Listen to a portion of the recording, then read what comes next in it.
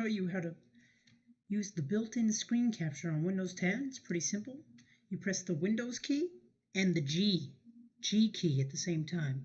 So when that happens, this pops up, and you have a nice menu here where you can do a bunch of options and stuff. But to record, you just press the record button.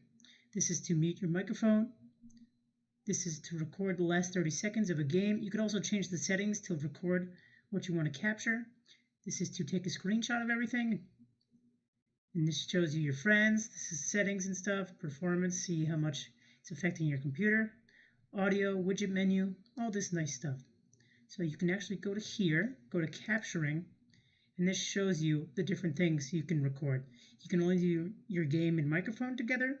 You can do everything together, or you can disable all audio. And there's a bunch of other options here I won't get into today, but yeah, this is this video. Hope it helped you out.